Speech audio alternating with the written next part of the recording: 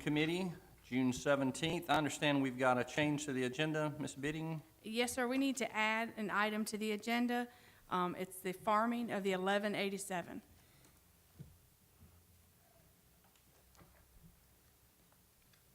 Okay.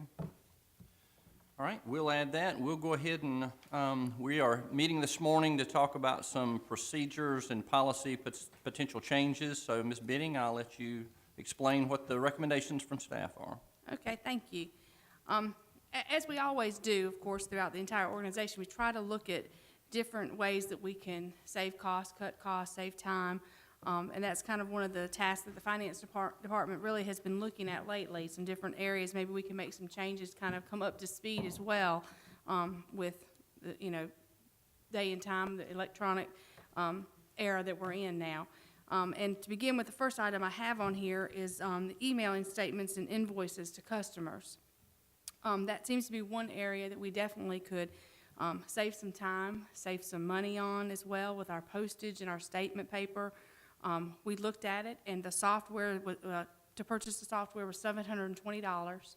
That is for two copies of the software. We're putting it on two different computers because we run statements. Two different people run statements. One's a monthly statement that we run to all of our landfill customers, and then one is a quarterly processing that we do for our cardboard customers.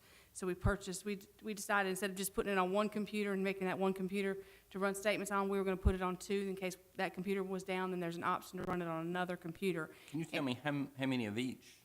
We run, cardboard customers, I'd say we have probably 300, 400, I'd say somewhere around that they do a quarterly billing. Now, we run statements every month for them, but she actually processes a billing once a quarter for them.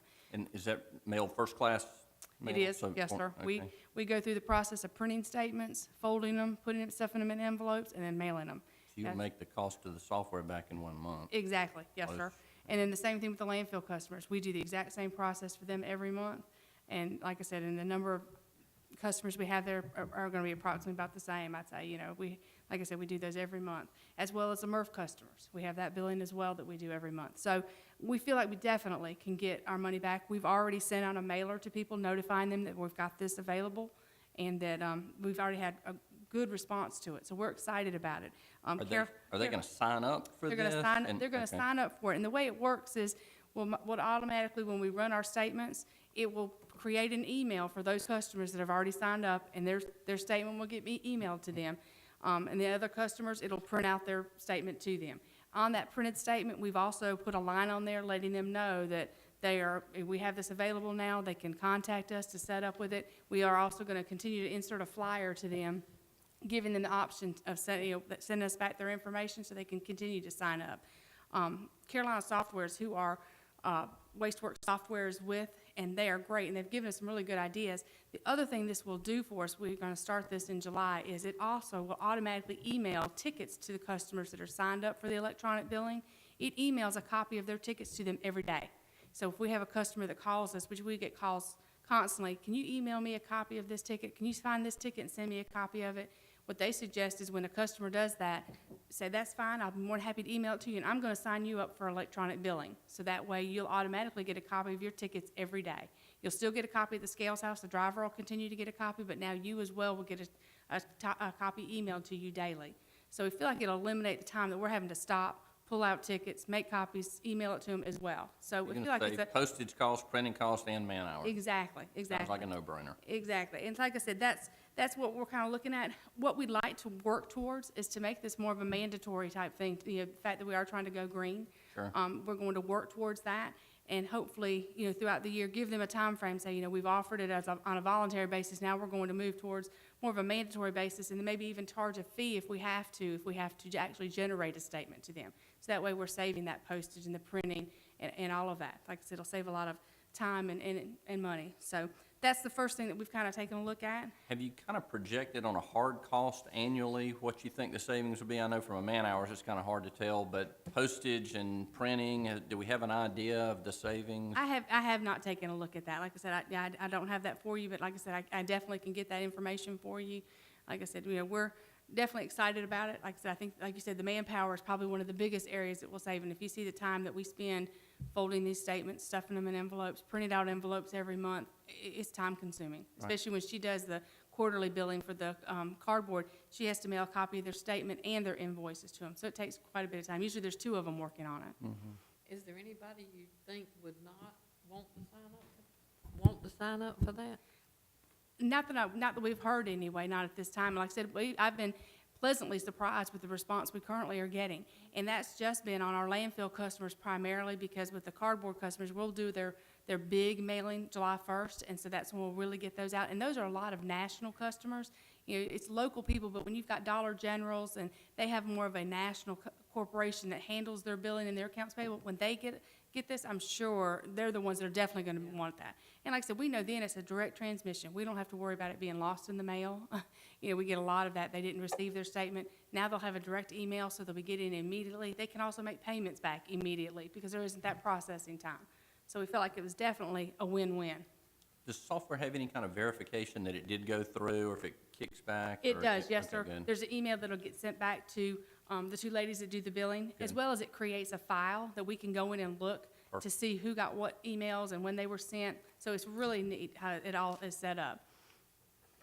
So, I think it's a great idea, you know, cost savings, anything we can do to save money, you know, in operations and be more efficient and effective and productive. I certainly applaud the effort, so, okay, thank you, I good. appreciate it. Do we need to vote on individual items to, No, sir, not Okay, on that. Like I okay. said, this is, like I said, I just kind of wanted to update you so Okay. you were aware, so that way if you hear, talk with customers or anything, you're aware of what's going on, what changes we're making. okay, thank you. The second item I have is a purchasing card program. I'd mentioned that to you, I think, at the board meeting as well. And this is new for us. A lot of municipalities are currently using this. I know Horry County's been using it for years. The way this works is it is a MasterCard that is issued to us from Wells Fargo. It will have embossed on it a person's name, an employee's name. I'm going to leave it up to the division directors to determine whom within their department needs purchasing availability. There are credit limits set on each person's individual card. And then they can use this card to make purchases, excuse me, anywhere that accepts a MasterCard. Our purpose in doing this is our current process for any purchase, if it's a $10 purchase or a $1 million purchase, they have a requisition that they fill out that gets approved by the division director, then comes to finance department where it is logged in our budget books, then I approve it, then a purchase order is created that comes back to me for my signature and then is sent out to the managers for the purchase to be made. And in looking at that, you know, the time and the money that it costs to go through that process, like I said, is the same whether it's a $10 purchase order or a $1 million purchase order. There's a lot of time. It can take anywhere from, I'd say, 2 days to a week, depending on who's available to sign off on the purchase order. You know, so there's a lot of time involved in it as well. And so we try to look at ways that we could cut back on that time, as well as give the managers a little more flexibility with their purchasing. Like I said, because if something comes up and they have an emergency where a piece of equipment is down, they're having to stop. They're having to fill out a requisition, call us to get approval. We give an emergency purchase order. We're having to stop what we're in the middle of doing as well. So, you know, like I said, there again, it's kind of holding up what we're doing on a daily basis as well when they have an emergency that arises. So we're trying to look at ways that we can kind of cut back on some of that purchasing. And so in looking, so like I said, everybody has mentioned to us the purchasing card program. Like I said, which they'll take this MasterCard and they'll go out to a vendor, anybody that accepts a MasterCard, and they can make a purchase. There are thresholds that we, you know, are putting in place. What we're recommending is that any purchase from 0 to 2,500, they have the availability to make that purchase without a purchase order.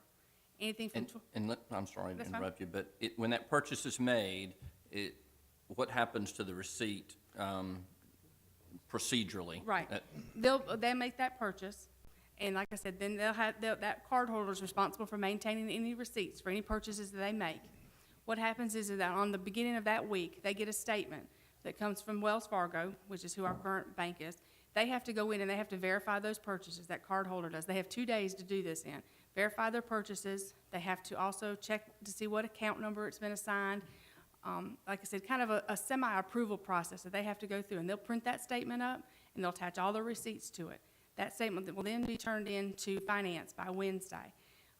We have our accounts payable clerk in there that will take the receipts and the statement. They have to go through and they have to approve them. They'll go through a final approval phase as well. They'll make sure they have all the receipts for everything, all the correct purchases, all the correct general ledger account numbers, and they go through an actual approval process. They have to mark everything approved. From that point, it goes on, and like I said, that's the final approval process. And what happens is then at the end of the month, there's an automatic ACH transfer out of our account, to Wells Fargo, because what happens is as they're making these credit card purchases, Wells Fargo is automatically paying the vendor. The vendor gets their money immediately, so there is less check writing. They're getting paid immediately. And then there's just, like I said, a once-a-month ACH transfer from our account to Wells Fargo to cover those transactions. It kind of speeds up the process in that we can make purchases faster as well as the vendor gets their money faster. Where does the department head fall in all this? Does the department head get that monthly reconciliation? They will. Check, okay. Yes, sir, they will as well. They'll get one, just like I said, at the end of every week, they also will have to take a look at, they'll have to sign off on. So not only employees, but that manager as That's well? exactly right. Okay, They'll also okay. have to sign off on the approval as well. It's about a 3-step process to get it approved, and that has to be done each week. The division head will set up the credit limits for each person, because each person's gonna have different, credit limits as far as that goes. It puts a lot of responsibility on the card holder themselves. Right. Because their name is on that. They're not allowed to give the card to someone else to use. They are not allowed to, because of these thresholds, they're not allowed to split purchases, as far as if they know that the purchase is more than $2,500 and they wanna, try to split it into 2 transactions, that they're not allowed to do that. There's a lot of limitations there. They're also responsible if by mistake they use this card for a personal purchase instead of their own card. They're responsible for going back and getting that transaction corrected.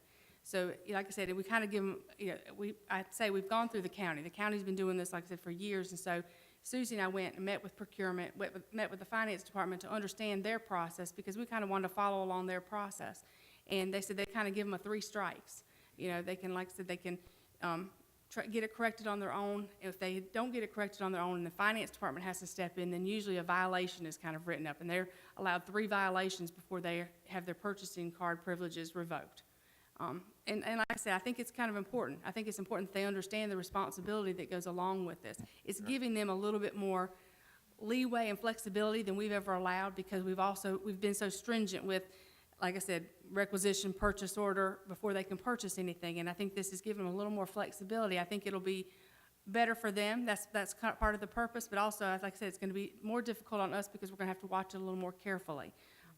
Like I said, From a transparency standpoint, will those be online, just like the check register? Will we Well, be able to go in? and- that's something we're going to have to see, because, like I said, they're going to be making purchases all day long. Right. The county does not, because there isn't a check written. There's not a check written to the vendor. There's not a check written to Wells Fargo. It's an automatic ACH transfer. So there isn't anything right now that we have other than if we compiled some type of weekly report.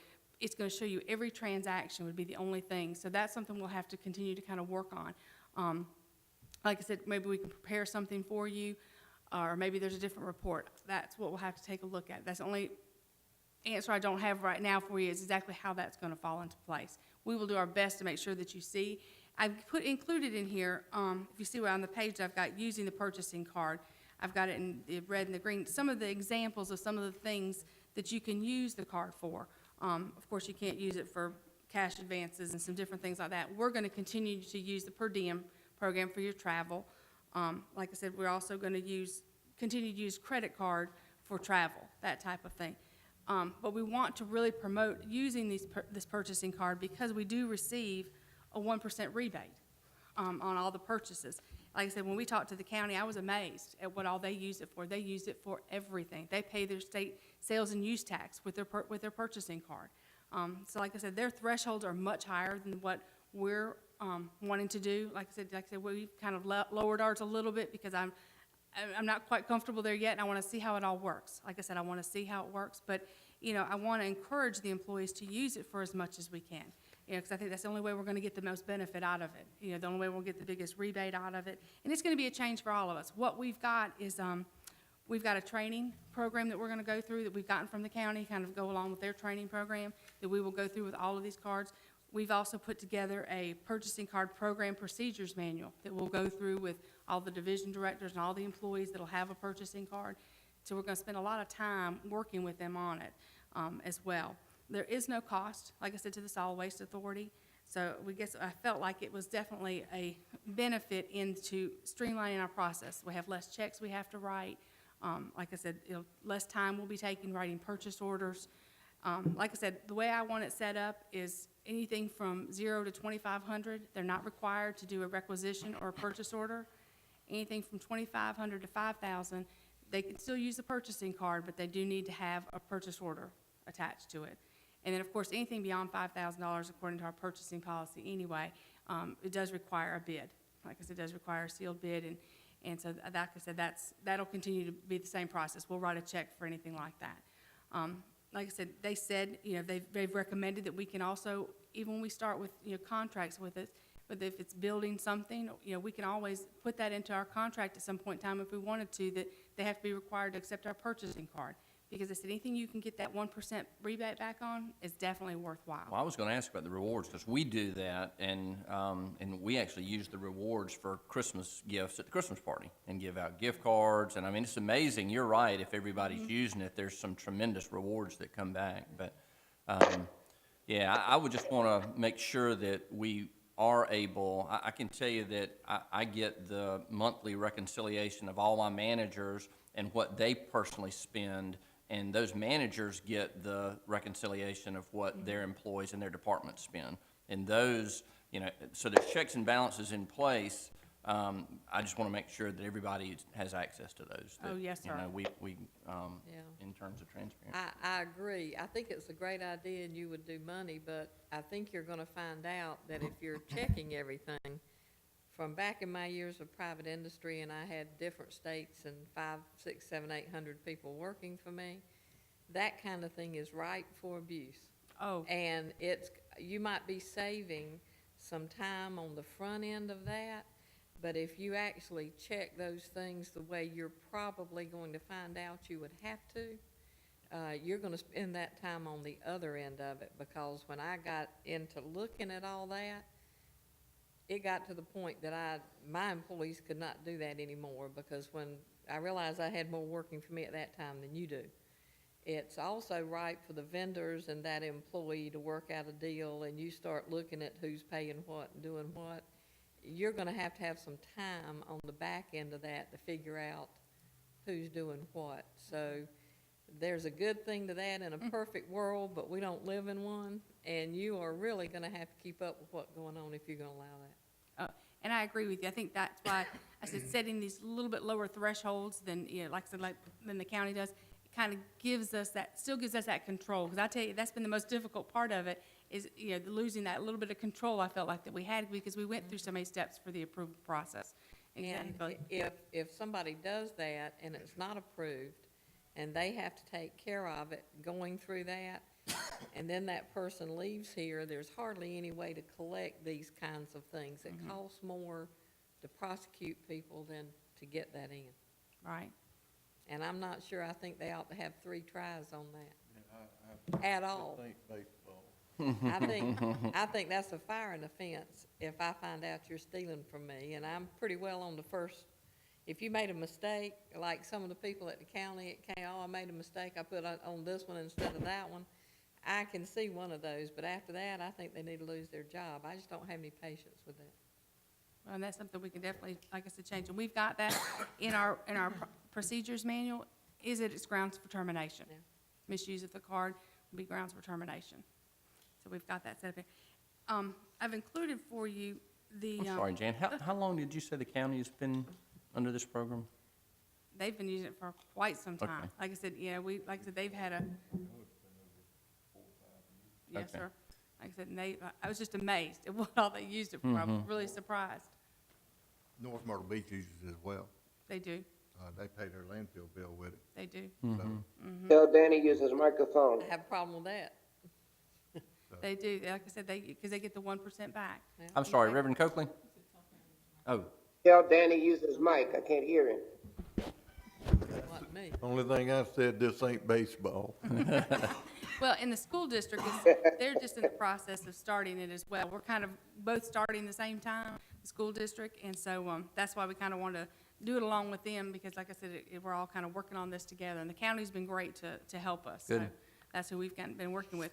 I've got included in your packet a recommendation for a change to the purchasing policy that kind of coincides with what I had discussed when I was going over the purchasing card. On page 1, I'm just making, like I said, these are just some changes to the threshold, where, the purchases of $2,500 may be procured without bids or quotes. And then any purchase from $2,500 to $5,000, they still have to get quotes, and they have to get informal quotes and prices on those, and those would be the ones that they will be required to have a purchase order. And then the formal bid process, which is our sealed bid process, changing that to anything over $5,000.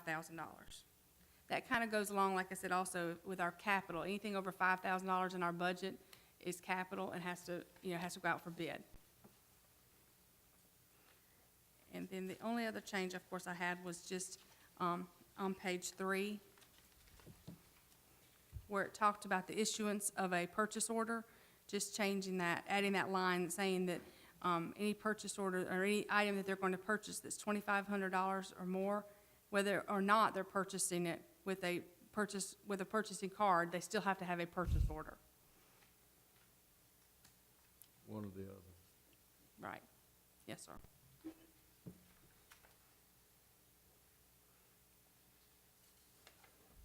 So I do need the committee's recommendation to make those changes to the purchasing policy. Can I ask you one question? Yes, ma'am. If we're gonna be using this, Mm-hmm.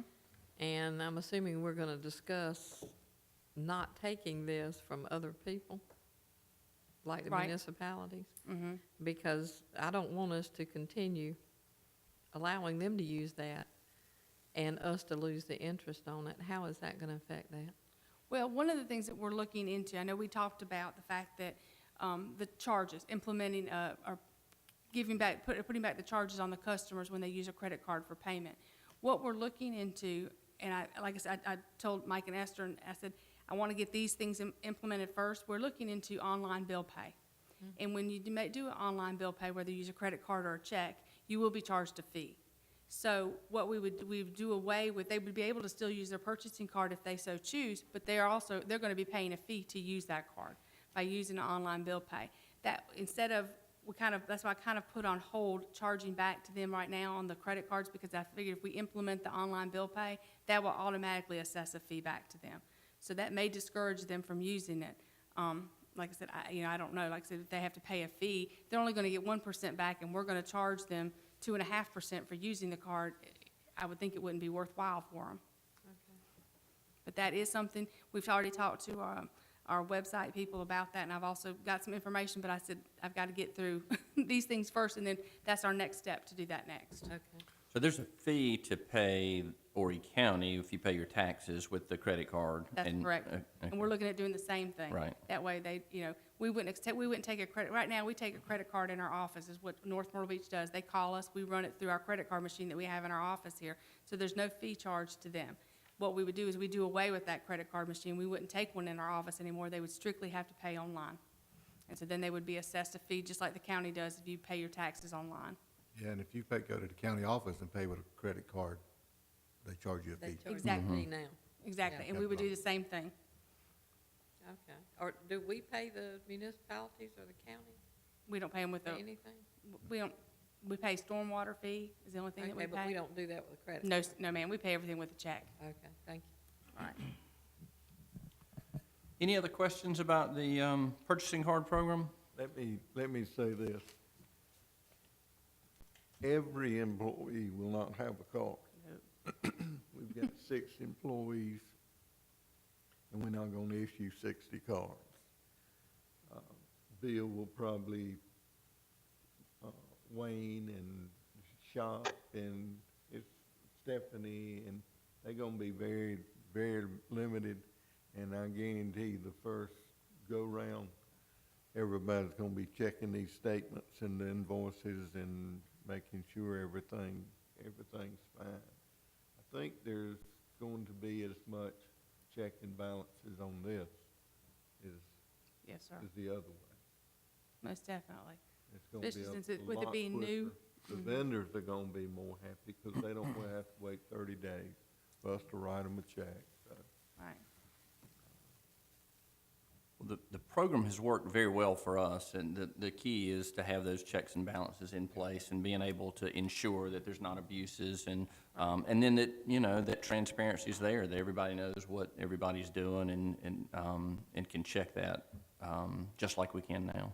Yes, sir. I mean, and we'll be getting statements, I mean, Right. the same way. We Right. just got to figure out how to make those available. Right.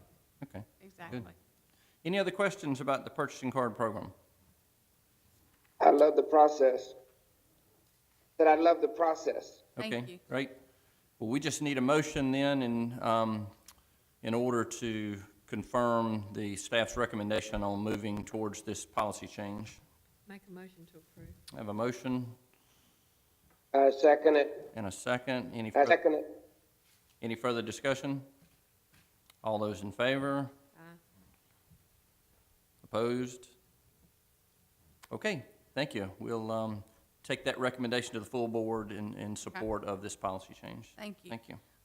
Another thing I have that I've included in your packet, is it, what I've got at the top of it, it says sealed bid appeals process. This is also included in the purchasing policy. Like I said, Mr. Knight and Mike and I, we've kind of talked a little bit about it, and I gave an example here. What happens is when we get sealed bids in, and we've opened them up and we make an award, as you see I have here, like, for example, July 1st, we award the bid. We have in our policy, they have 14 days for any bidder to appeal the award of the bid. And then from that point, as you see, it kind of goes through, we have 15 days to schedule a hearing on the appeal. We have another 15 days for the executive director to make a decision after the hearing, another 15 days for the bidder to appeal that decision. Then it goes to committee, and the committee has 15 days to schedule a hearing, and then they have another 15 days to make a decision. And in looking at that, we said, you know, it could go anywhere from, 3 months, up to 3 months it could take to finally make a final decision on this bid, holding up any construction, holding up any purchase of necessary equipment. We just thought this might be a time that we could take a look at it, see if there's anything that the committee or the board wants to do to make changes to this process. Just to, like I said, just to kind of trim it down a little bit, so maybe that the time frame isn't taking quite as long. Like I said, I don't have any changes necessarily in the policy right now, but it's something we can come back and make later if the committee so chooses. But we just thought this might be a time to kind of take a look at this appeal process and see. We've been fortunate. We haven't, had a lot of appeals, but we just thought, since we are looking at the purchasing policy right now, maybe this is a time that we want to take a look at this, see if you have any recommendations on any changes you'd want to make to it. Do you recall when the last appeal was? It was for the last farming bid we put Right. out for the Green Sea, and then the one before that was when Larry Lewis was here at Hanco, the award of the Operations Center. Those were two. The And- one with the farming didn't go past the executive director. That was my question. The Hanco, the construction of the Operations Center, it went all the way to the Appeals Committee. I think if you look at this thing, the thing that, there's not a lot of effects. We've not had, if you think about it over 7 or 8 years, you take 2, but every bid, it takes that 14 days. Mm-hmm. Every bid we issue, we have to wait 14 days to award.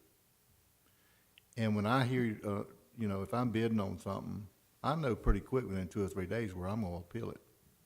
Yeah. I don't know, I ain't gotta have 14 days to say, I'm gonna appeal this bid because it ain't right. And if I'm a bidder bidding on it. So, every bid takes that 14 days. And that's the part that takes the longest, I think everybody has the most heartburn with. Mm-hmm. The question is being fair with it. Right. If we take days away from the 14 days, should we take something else away somewhere else? And that's what we've discussed here this morning. Ain't really come to a consensus on what we should do. All we think is that the first 14 days affects every bid. Mm-hmm. I think if you look at July 1 through July 14th, you could actually cut that to 7 days. Then the next thing the bidder may appeal is August 15th through the 30th. You could actually cut that to 7 days. And you've got the ability to hurry this other stuff up. A purchasing agent schedule a meeting takes, two weeks to schedule a meeting. We can schedule a meeting in a couple of days. We can shorten up this stuff on our end. But we could actually cut this stuff that the bidder, we wanna be fair to the bidder. But if you got a upset bidder, he could really drag this process out 3 months if he had a mind to. Just aggravate you. You don't have to advertise any of this. We don't have to go through any advertising process. The do we? appeals committee meeting had to be advertised, which you'd need that So you time would frame need there. that for that time frame. Okay, otherwise, I agree with you. If somebody's got a problem, they ought to have it right then, and it ought to be done and gotten over with. I don't see any reason to prolong it. And as Mike says, if he's bid something, and he's got a problem, it doesn't take him 2 weeks to figure out what to do. I think a week would be. I agree. And that would be a week from the notification. I mean, if for some reason they weren't in town or somehow didn't get that word, they would still have 7 days from the time that they were notified. Well, you know, it's in all the award package, or all the bid packages saying that you have 14 days to appeal it. So it's in our any bid packet that goes out. So it's automatically in there, so everybody knows it up front. We would just change that to say 7 days. And we send a letter out, notice of award, that we're gonna award something. If we decide, the board agrees to award something, typically, the next working day, we send it out. Notifying everybody, to do it. Now with the, I think it was the storm debris contracts and stuff, I did everything electronic. I did our notifications electronic, and we've been moving, as things allow, moving towards that. So a simple email back to them, or a group of people that they've got on their email list, that's just how quick they could get it. I mean, we do send the letters out, but a lot of times we email as well. And then how flexible would we be in unusual circumstances if something did come up that we felt like the 7 days or 14 days, for whatever reason, I can't think right now what that would be, but would the policy be flexible enough to be in the sense of fairness, to try to ensure that somebody didn't feel like they were getting a raw deal? And again, whether they were out of town or, I just hate for it to be so hard and fast that, you know, we would say, sorry, there it is in writing, we can't do anything about it. I can be here in 8 days. Right, He said 7. right, that kind of thing. If we had the ability to be flexible in order to, Executive director should have that ability, Okay. to move it. To be flexible in the days. That's true, because they might be like me and be out of town 10, 15 days and not read their email. Yeah, maybe. You or someone could give them a break, Yeah. if you think that was true. But if you were bidding on something, you'd be keeping an eye on it to make sure it's going on. you hope so. Yeah. I would hope I would, yes. Okay, Okay, I can make that change to the policy then and have that for the board's approval. at the board that'd be meeting. great. And we'll redline it on the Okay. protest procedure, just like we did Good. the other Yes, one. sir. Okay, I will do that. thank you. One other thing I want to kind of mention when we're talking about purchasing, we had a, organization, NJPA is the name of the organization, that, a vendor had mentioned to us was, they said somewhat like state contract, that you could go and, you know, purchase equipment, through this NJPA program, like I said, to make purchases. Vendors are associated with them. They pay a fee to be associated with this NJPA. And like I said, we took some time and did some research on it because we knew the word was kind of out there, and we just wanted the board and the committee to be aware of the fact that we have looked into this. But it is not like state contract. With state contract, I gave the example of a Ford F-150 4x4. They have that on state contract for this price. If you want a Ford F-150 4x4, then you can go to state contract and get it for this price. With this company, with this NJPA, that's not the same. You're still negotiating with them. You go to them and you say, I'm looking for a Ford F-150, but I want it to have this, this, and this, and then they negotiate a price with you. And so we've kind of taken a step back and thought, well, this isn't the same as state contract. We really don't feel like it's probably maybe the best way for us to go. So we just wanted to make you aware that we have taken a look at it in case anybody comes to you and says, we're not considering using them. We have considered it. We have taken a look at it. Like I said, we are going to, I know the county, has used them, I think maybe a time or two, I'm not sure. I am going to talk to their procurement just to see what they've used them for and how often. But I just wanted you to be aware of it, because like I said, we have had one particular vendor that's kind of mentioned it to us. And like I said, we've looked into it, don't feel like it's necessarily the best way to handle our bidding process. We feel a bit more comfortable with the way we currently do things. So just wanted to mention that. Like I said, it's NJPA is the name of the organization. Do you know what that stands for? National Joint Powers Alliance. And they're out. Where They're are out. they out of? I think they're out. Are they out? I think they were out west, Midwest somewhere is what I was thinking from what I remember. But, It is different we just don't feel comfortable in negotiating a bid. We just rather bid it and let it happen rather than us negotiate it. And, somebody look at it and say, well, you didn't negotiate the best price, because I could have give it to you for this. Where a bid process, you put it in, it goes through, and it's More pretty, fair. it's all fair. Everybody has everything up front. Right. Okay. Okay, good. Thanks Okay. for that update. the last thing I have for you is the printing and signing of our accounts payable and payroll checks. I had mentioned that to you. The county is going through a mass change with their system. They have, in the past, used one big, large, I think of like AS400, I think is what they've called it, computer system. And they're now going into individual programs for different departments. The assessor's office will have their own, the finance department's going to have their own software. So they're making some changes there. And in doing so, they had contacted us about processing our own checks. We currently process them. I shouldn't say that. We process them and we email them to them is what we do. And they print our checks with the county treasurer's signature on them and seal them for us, and then we go down to the county and we pick them up.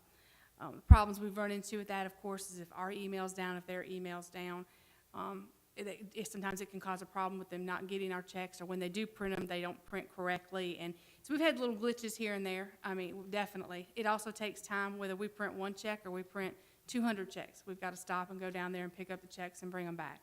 So they had talked to us about the fact that they would probably need to start, with these changes, they may need to start charging us as well for processing our checks. So when I contacted them, I asked Barry Spivey, I said, can you get me a figure, just to give me an estimate on what you think it costs to process our checks? And he said that annually, just to process them, about $6,500 a year, just to process Wow. our checks, yes.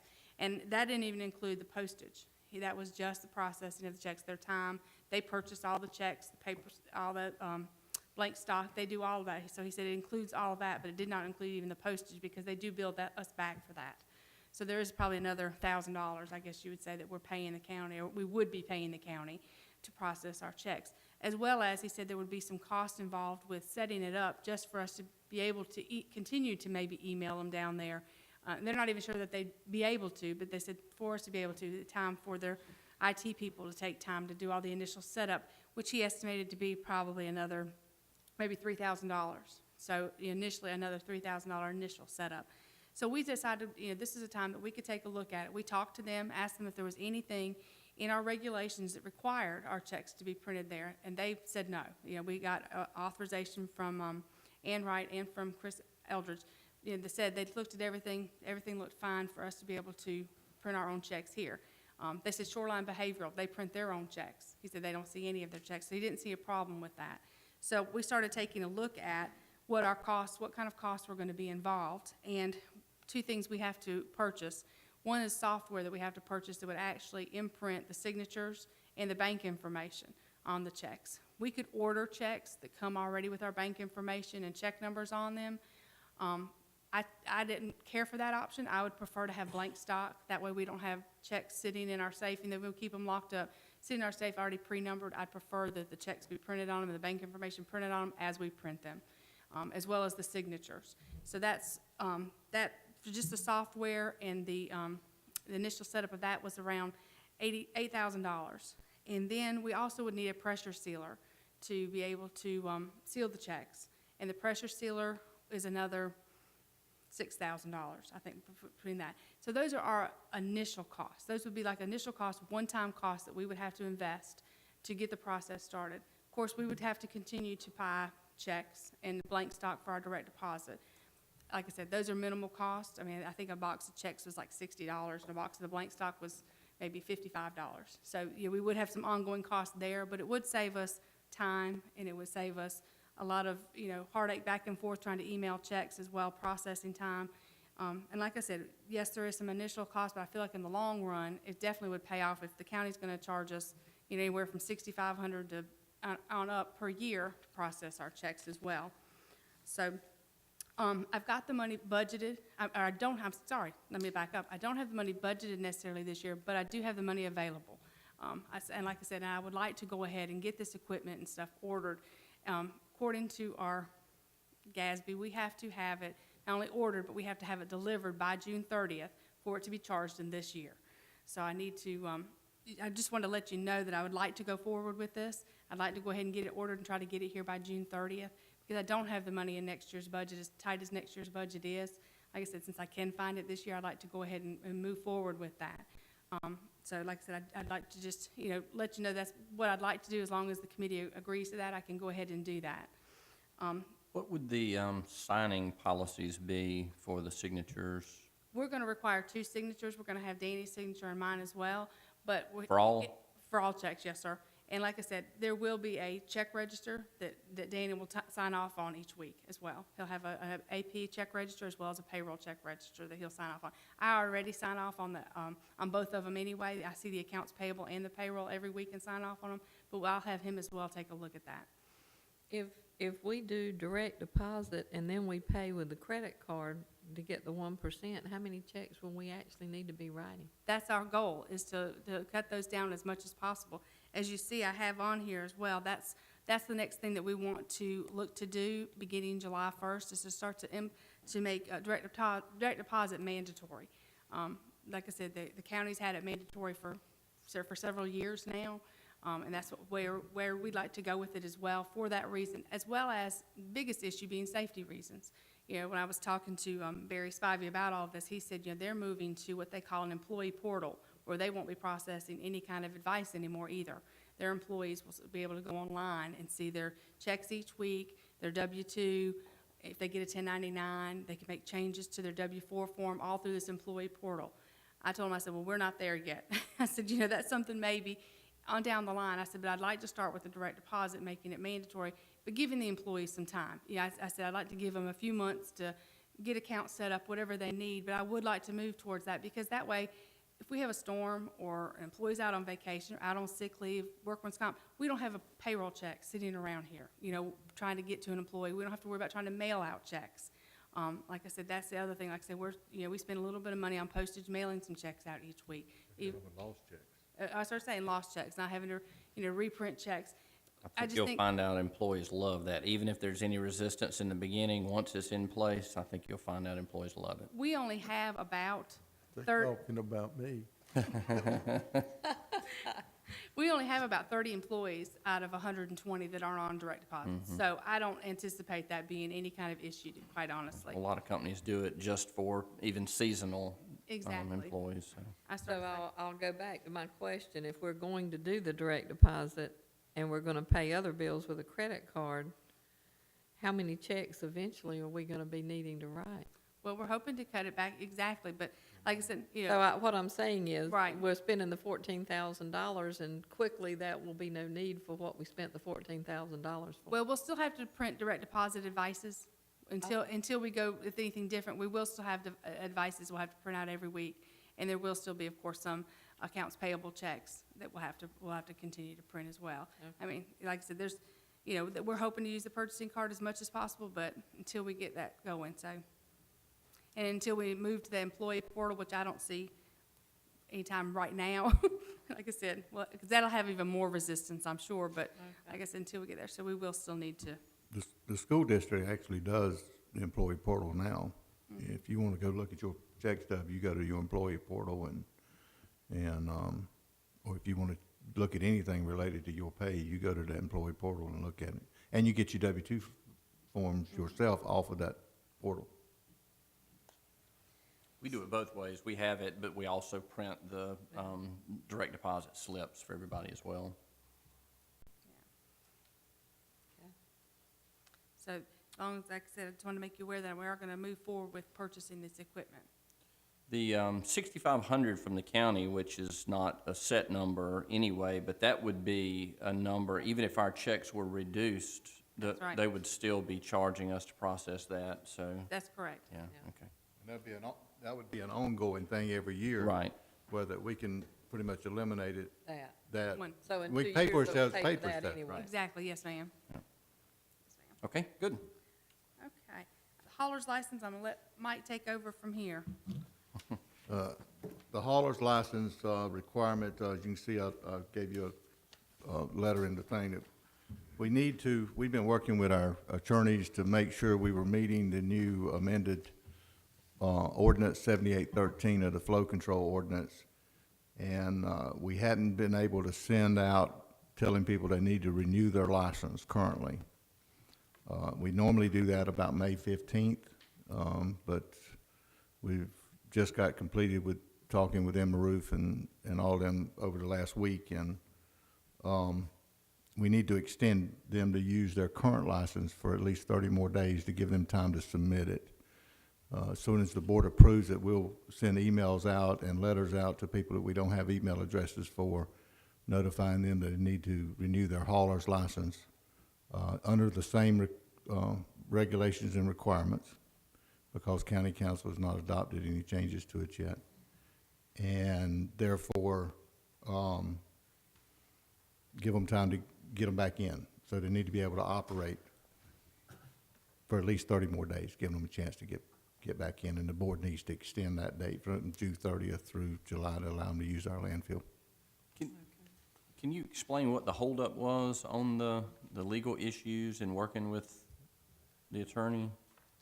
You know, the county council just hasn't reviewed the new regulations yet. So there was some issues there. Do you think they'll do that in 30 days? No, Are we gonna end up having to extend this again? no, because we'll just operate up under the same regulations, and that's what we'll tell the hauler's license. That's what this letter said, that we're gonna operate up under the same hauler's license until such time county council chooses to change anything. Okay. It'll just stay as it is. So basically just extending by 30 days the existing license and, That's all we need to do. And the only reason we need to do that is to allow them, what it says is, we don't want to violate the flow control ordinance saying that they don't have a hauler's license in place. Their hauler's license goes dead June 30th. This is getting the board to extend them an existing 30 days, giving them time to get their information back in. okay. Any other questions? We've got a staff recommendation to extend the hauler's license for 30 days to allow time for notification. Do we have a motion? So moved. We have a motion I move. and a second from Reverend Coakley. Any further discussion? Yep. All those in favor? Aye. Opposed? Okay, it passes. We will approve that. One more item? The farming of 1187 is Bill. Okay, Bill? Good morning. Good morning. We've had a couple farmers inquire about possibly doing some farming over at the A2, the 1187 site over there. Probably similar to what we're doing at Greensea for the last 3 years, and the farmer up there has really kept it in excellent condition. If you take a trip up there, you'll just see how beautiful the property is. What we'd like to do, been asked to put out an RFP. We have 108 potential acres of farming over there.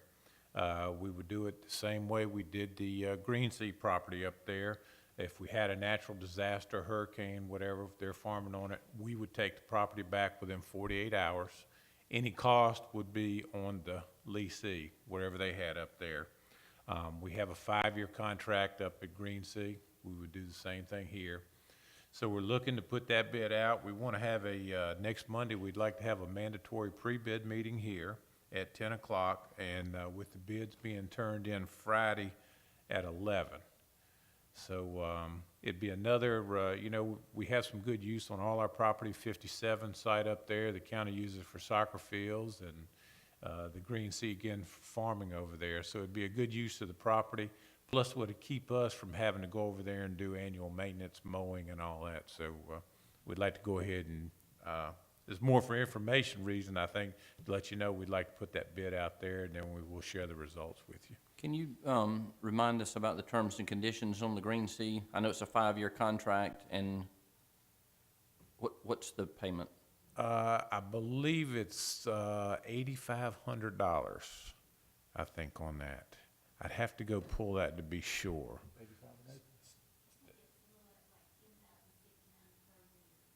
Okay. 10,069 Yeah, per year. maybe it was 85 acres, but, yeah, somewhere right in there. And they're responsible for all the maintenance The and, maintenance and, again, reducing man-hours for your staff. right, and I was gonna give you a update at this month's board meeting on some of the other maintenance work we're doing out there. But, you'll see a flyover picture. I'll have one of those to share at the meeting, and you can really see the wonderful work that, the Squires Brothers has done up there. We don't have liability for any of their farm hands or people on that Nope, property. we've got full workman's comp and insurance from They have to have workman's comp and insurance and all that, and they maintain the property and all How that. many bidders do you anticipate having? I hope we'll have a handful of bidders. We had, it was 3 or 4, was it 3 or 4? 3 up there at the Green Sea site. Okay. And really the push on this is the planting season. Because the farmer came in last week and said he was really interested in doing it. And, but he needed to go ahead and get the fields disced up and everything, so that's the reason we're trying to push this thing. And we'll have all the pre-bid meeting, we'll take the bids, and then we'll take it to the board at the board meeting for approval. Was it the same farmer that you're renting the other to? No, not the one that came in here. It's a different one. And, you know, they have to have insurance, in order to get the insurance on their crops, they have to have it in the ground by a certain date. Okay. With the ACAS, whatever it is, the farmer's thing that where they can get insurance on it. So therefore, that's why the planting season, and one of the issues with this is to try to get it awarded, if we can award it, before, give them time to get it planted, to get What it are they in the ground. planning? Soybeans, Soy- wheat, whatever, cotton, they could plant cotton, whatever they choose to Okay. plant. We have any restrictions on what they plant or not? No. Okay. Well, it can't be illegal. It We're not in Colorado. it is in the bid that, you know, we have to approve what they plant What- in okay. there, right. And also in this, we're going to place, if they get a wildlife department nuisance permit, they'll be able to hunt that property because of the nuisance of whatever, deer or, but, wildlife department will have to issue them, and they do check, make sure there's problems before they issue those things. And that's kind of different from no hunting, fishing on our property, which is a rule. Right. But they can't just hunt There's got to be a nuisance. or lease it out to hunt? No. Okay. And I'm sorry, the pre-bid meeting on Monday, and then the schedule following that? Yeah, the pre-bid will be Monday at 10 a.m. Right. and then Friday at 11, the bids will be turned in, and we'll have to turn around a recommendation pretty quick for the Monday board meeting. Okay, okay, good. Any questions about that, committee members? Any other items on the agenda for the committee? Well, I appreciate the efforts in becoming more efficient and effective and productive and saving money. I think, you know, I like the ideas and making potential changes to help us do a better job. So I appreciate that. Thank you. Anything else? Reverend Coakley? No, I'm clear. All righty, thank you for calling in and Okay. participating. And if there's no further business, we'll stand adjourned. Thank you, everybody. Appreciate it. Thank you. We've been busy. Absolutely.